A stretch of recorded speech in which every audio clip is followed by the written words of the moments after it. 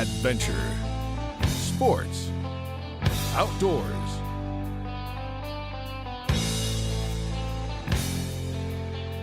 With host Harry Canterbury.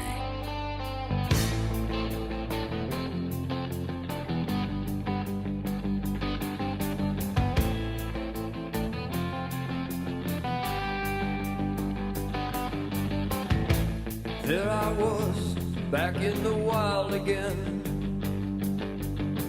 and I felt right at home where I belong.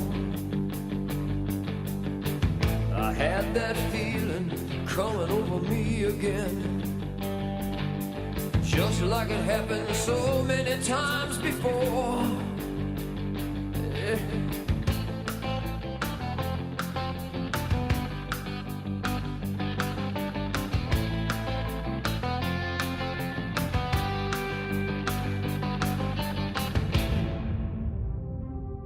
Harry and I were discussing the weapons and uniforms of World War II.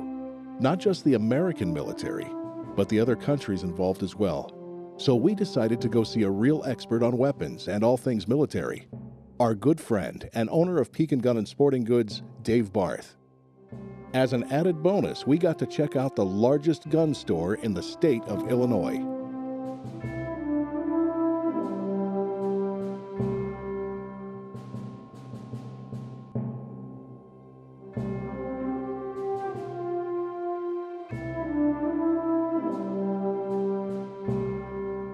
Little did we know, we were about to see something that not everyone gets to see. We were taken deep below Pekin Gun and Sporting Goods, down the stairs, through tunnels, down more stairs, through more tunnels, and security checkpoints, until we finally arrived at Dave's top secret gun vault. Hi, Harry Canterbury with another edition of Adventure Sports Outdoors. We're dressed up a little differently. We're at Pekin Gun in the basement, and we're going to look at some really super cool guns, military guns from World War II and World War I, and primarily German and American. I'm wearing a German, what is this, a... Second Panzer. Panzer, okay, so that's a tank guy, right? Yes, tank. Yeah, and you got on your jacket you got on there is what? That's American infantry.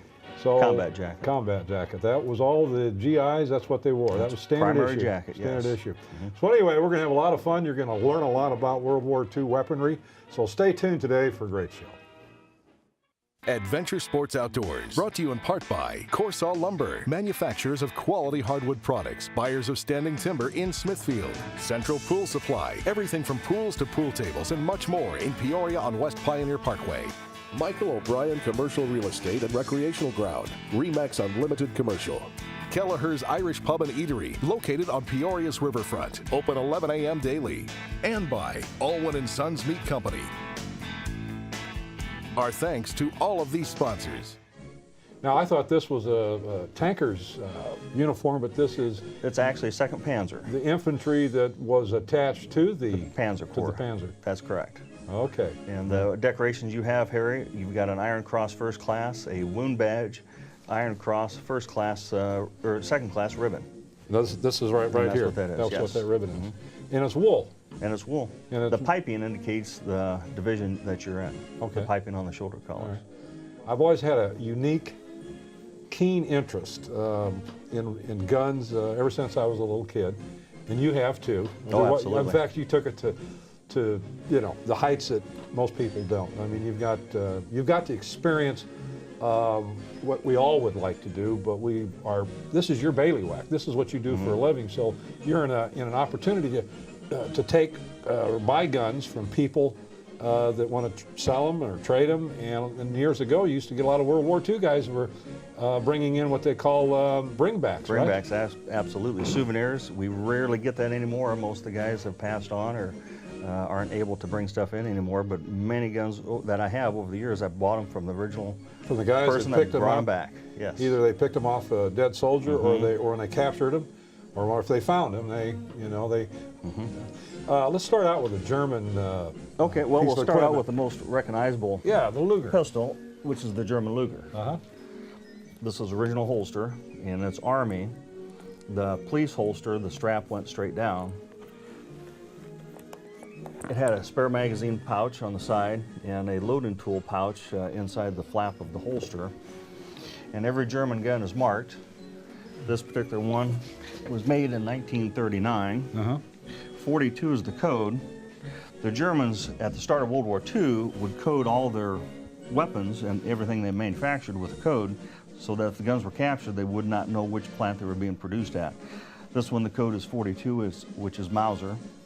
It's marked, this is a late war one, it's P08. They quit making the German Luger in 1942. That was the last year they made a Luger? That was the last year they produced them. And during the war, they were 9mm. Now, the German Luger, of course, was used in World War I, wasn't it? Absolutely. It was designed in 1899. And of our 1911 45 was used in World War I also? Yes, designed again in 1911. So when did they come with the repeating pistol? When did that come about? 1870s. 1870s. So not too many years after the Civil War, they had semi-automatics. They had semi-automatics. Yes. It's a good thing they didn't have them during the Civil War. There would have been a lot more casualties. Probably a good idea. Pretty fast. You could fire, how many does that hold? 9? 9 rounds. 9 rounds, and you can shoot those off in about 6 seconds? Seconds, yes. It's all gone. Yeah, so it's true. The Luger was replaced by the P38. The P38 was designed... Kind of takeoff, it looks a lot like a Luger though, doesn't it? In a lot of respects on the barrel. Kind of similar. Very similar, and the same block here, but the handle is much different, and so is the rear end. They were designed in 1938 and became the primary issued pistol from 42 to 45. They were made by 5 or 6 different manufacturers. This one is CYQ, which is spree work. Unlike the Luger, not every part was serial numbered to the gun. The primary component parts, the barrel, the slide, and the frame, were all serial numbered. On the German Luger, just virtually every part in the gun had the serial number on it, and that's what increases the value of the pistol. A German Luger like this, in that condition, is worth between $1,000 to $1,500. The P38 is probably $800 to $1,000 gun. 800 or 1,000? 800 to 1,000. To 1,000. Right. And the holsters have value. A Luger P38 holster, you're looking at between $150 and $250 for the holster. Now, there was another gun they called was it a Walther PPK? PPK, and I have one right here. In the German officer corps, the higher the rank, the smaller the gun. And so quite a few of these were issued to officers. This one is a Walther, it's a PPK. The caliber is 32 ACP. They came with a finger extension magazine and a flat bottom magazine under the flap. Now, the value of this gun would be what? In the $1,000 to $1,200 range in that condition. Okay. Was there a lot of these brought back after the war? Lots of them. Lots I would say the vast majority that were produced were probably brought back. Well, they were probably brought back to America. Brought back by GIs, yes. No kidding. That is a beautiful little gun. I mean, it really feels good. And it's gorgeous. I mean, look at the grips on it. Yeah, that's in nice condition. That one's probably was made roughly around 1942. As the war progressed, the finish decreased, and as far as they didn't polish them as much, and the bluing became more of a matte finish. So a German officer would have more than likely a German officer had that pistol. Carried this pistol. Yeah. Now we've got a big gun sitting in front of us. Well, you know, some World War II firearms you cannot legally own. And those are machine guns. And those are machine guns. And well, that thing is heavy, though, now I'm telling you. That's an MP38. They were replaced by the MP40, which was mostly a stamped weapon. Now, what was the nickname for this gun? Schmeiser. This was a Schmeiser. That was a German Schmeiser. German Schmeiser. This is a semi-automatic version produced in Germany 3 or 4 years ago. Most of the World War II machine guns are being produced in semi-auto. Would they be held like this? Yes. Could be held like this with They could be held like that. Most of the time they held them by the trunnion. Up here? Yeah, right there. When you torque the magazine, sometimes it'll cause feeding problems. And it has a sight on it, but you wouldn't want to shoot that and knock you right in the nose. Yeah, well, it has a folding stock. Oh. But this is classed as a pistol. The folding stock is welded in place. I'm going to tell you what, that gun probably weighs about close to 10 pounds. I would imagine it'd be a heavy one to carry. It's a heavy weapon, yes. It really is. Saw that on a lot of movies. Yes, oh yeah, it's a classic. Especially the Dirty Dozen. They had. That's right, they had a lot of those. Yeah, a lot of those. You know, might as well look at this other former machine gun. Yeah. That is a Polish PPS 43. The caliber is 7.62 by 25, which is still used by the Russian Army. And again, the year it was designed was 1943. Designed in Poland. The Russians produced those by the millions. The Germans liked them so well, they loved to confiscate these. They even gave them a new model designation for the German Army, and they would reissue these to the German Army. It's such a fine weapon. This particular one is a World War II former machine gun converted by the factory in Poland to semi-automatic, welded the stock in place so it's classed as a pistol. Hey, we have here it's what they call the broom handle? Broom handle, that's correct. Yeah. That's left over from World War I, and this particular one was made in Astra under German contract, and it wasn't a common issue to the common soldier. Artillery crews, aircraft batteries, what have you, would get an issue of something like this. Now, why was this gun any better than the Luger, or was it more capacity, or? It had higher capacity, yes. It came fitted with a shoulder stock, so you could shoulder fire the weapon, yet have a compact so pistol. you could actually turn it into like a rifle then? Yes, almost. Yep. Almost a rifle. They were pretty optimistic. It has a 1,000-meter sight. Yeah. I don't think you're going to get 1,000-meter accuracy. Yeah, I don't think 1,000 meters is going to work on that dog.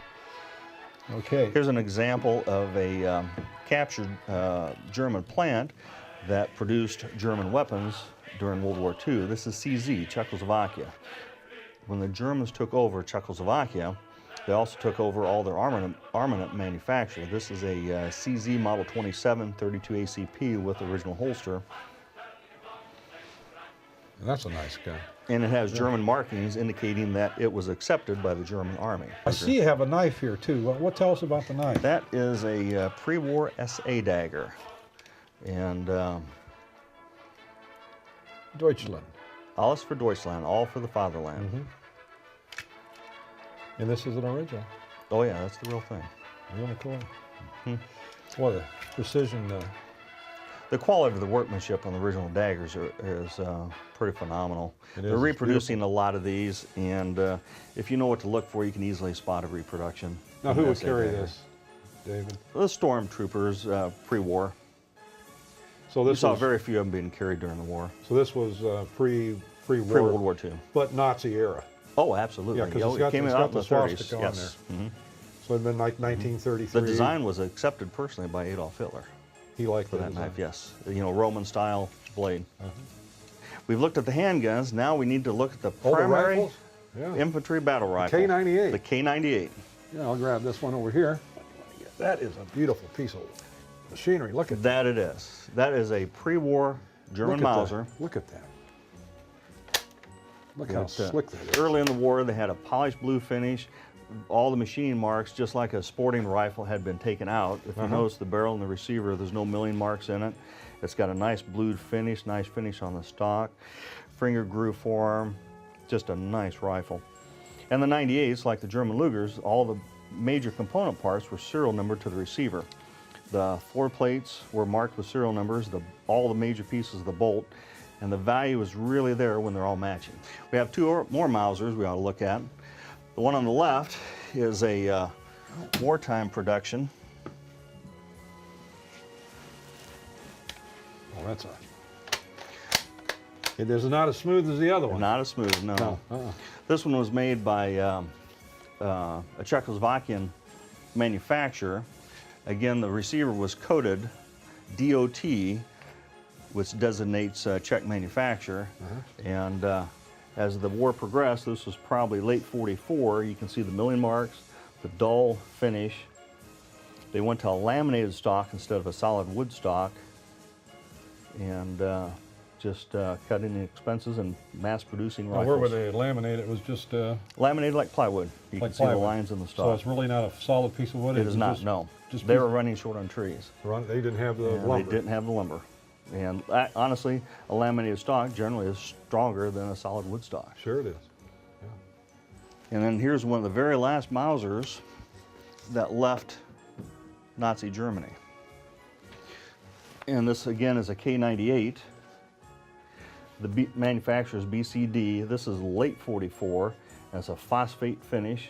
They went to stamped parts and screwed them on. Instead of putting bands on, they'd put screws in them. Well, there's the K98, and I've got a couple of these at home. They're beautiful. I'll tell you what, the Germans did know how to make a gun. And they made lots of them. They didn't know how to win wars, but they do how to. They made lots of they them. did know how to make a gun. Really a beautiful gun. Welcome back, and we're going over some World War II stuff if you just joined us. And I'm sitting in a Panzer infantry uniform, and I've changed hats. I've got, what kind of hat? Allgemeine SS. Allgemeine SS. Yeah, it's the battle division of the SS. SS. Bad guys, weren't they? Bad guys. Bad guys. But anyway, we're going to look at some American stuff, and this here is a 1919 Browning. Yes. And you just don't pick these up. Not with one hand, you're not going to pick that up. I mean, this thing is heavy. Like we talked about earlier, there are some weapons you cannot have This is from World War 60 II because they're full automatic. This is 60 pounds at least. Well, it's not quite that heavy, but it's pretty heavy. It's close. I mean, it's about And, like a bag of this concrete. is a belt-fed 30-06, air-cooled. Let me hold it up. 'cause, And, man, it has to be on a tripod, sold- though, right? Yeah, oh yes, they came with a tripod. Sold new as a semi-automatic. You can get them in 308 and 8mm. This particular one's the original caliber of 30-06. The sights flip up. You know, the front sight flips up, the rear sight flips up, and you mount it on a tripod and create a field of fire. Man, and this it's a thing's pretty heavy. effective weapon. You don't run this around too No, much. I would not like to carry that. You know, that's rifle. why I have young guys in the military and not us old guys. That's right. Because, you know, we'd wear out pretty quick. We really would.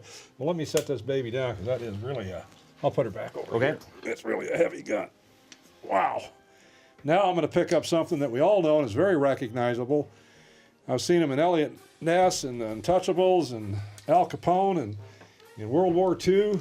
This here is the Thompson 45 automatic. That is quite the gun. They changed them a little bit from the Al Capone days. The Al Capone era Thompsons had the bolt handle on the front. This one has it on the side. They eliminated the fins on the barrel. And primarily in World War II, they had a 20-round magazines. The 30-round magazines came out later. But and the military version had a 10-inch barrel. This is 16-inch to be legal. So the barrel would be about right that there. long. That's about that correct. long. I've shot Saving these. Private Ryan, you know they've used these. I've shot these. You have to have a Class 3 license Yes. in order to own them. I knew a fellow that had about 20 machine guns. And I was really fortunate to shoot it. And a lot of people don't know this, but these guns will walk. Oh yes. And when you pull the trigger and you hold the trigger, yeah, your accuracy is, well, there isn't much to start with. No, but it'll just kind of start coming up like this, and it's really hard to Your keep first the gun couple down. of rounds will be on target, and then you're firing a 230 grain bullet, so it's going to move on you. Yeah. Okay. Anyway, that's the Thompson. Boy, that is all-American there, boys and girls. That is an American machine gun in every respect. And what a beautiful, beautiful piece of machinery. 45 machine gun. And now we're going to pick up a gun that was also Bonnie and Clyde. Clyde's favorite gun was the BAR. And he got one out of an armory. And Clyde was a bad guy. He killed a number of people with it. And but this gun here was used extensively in World War II. And, World War I and World War II. World War I and Yes. II. And it's a heavy gun. I'm going to guess this to be, you'd have to take this is a tripod shootable gun. You could shoot it, but a lot of guys would shoot it down here Yes, like in this, fact, wouldn't they? Clyde took off the bipod. And a lot of guys going to combat would take off the bipod. Sometimes there's a carrying handle on them. And but it's a 20-round magazine, 30-06, full automatic capabilities.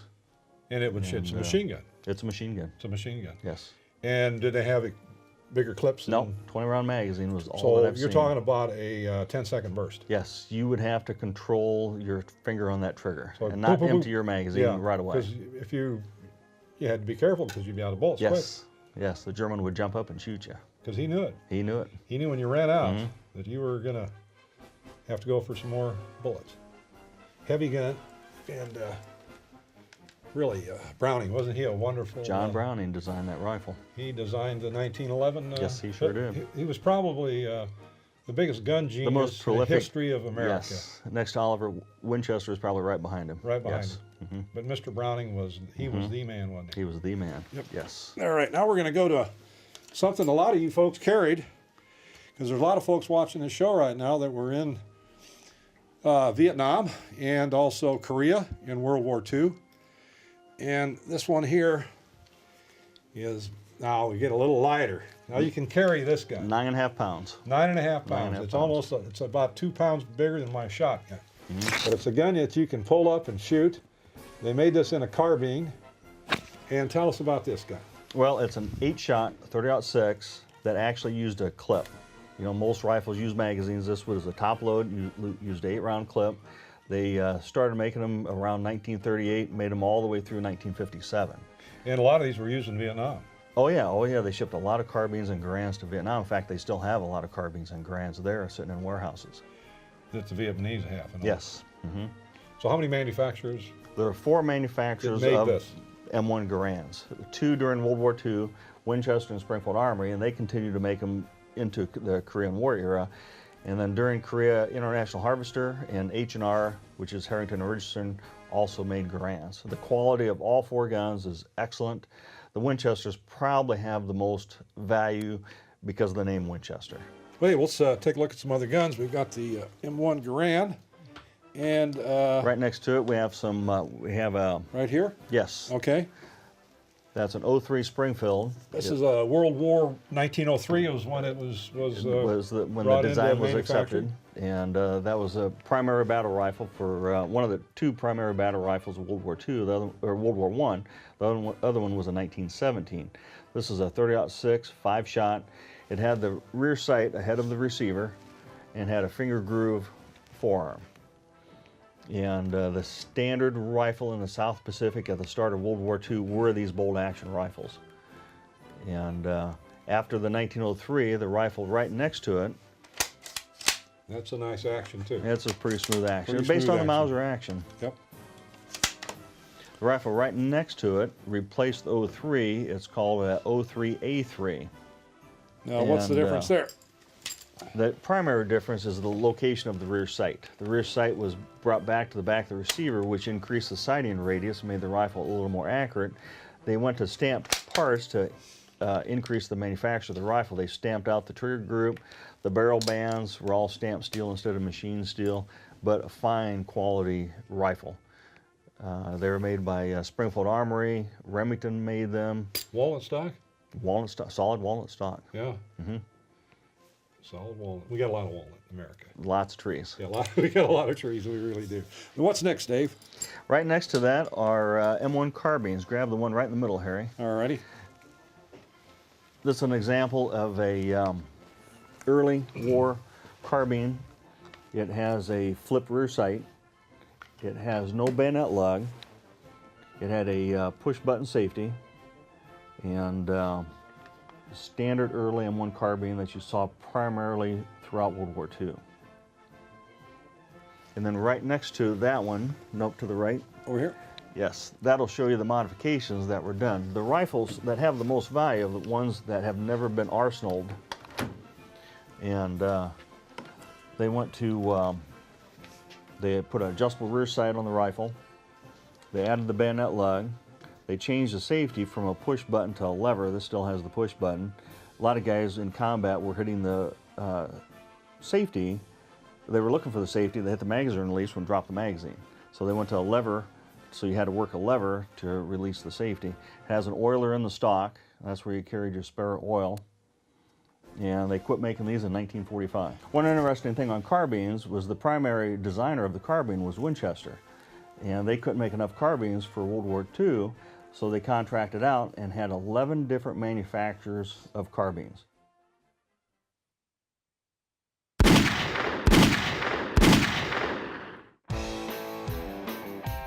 Hi, I'm Dave Barth with your Sportsman's Tip of the Week. Concealed carry has finally passed, so now's the time to decide if you want a semi-automatic or revolver. And here's some examples of some semi-automatics. Here's a Kimber 1911 Ultra Carry. If you want something a little smaller, we have a Ruger LC9. Jump up to the Car 9mm here, a little smaller. A Car 380 and a Taurus 380.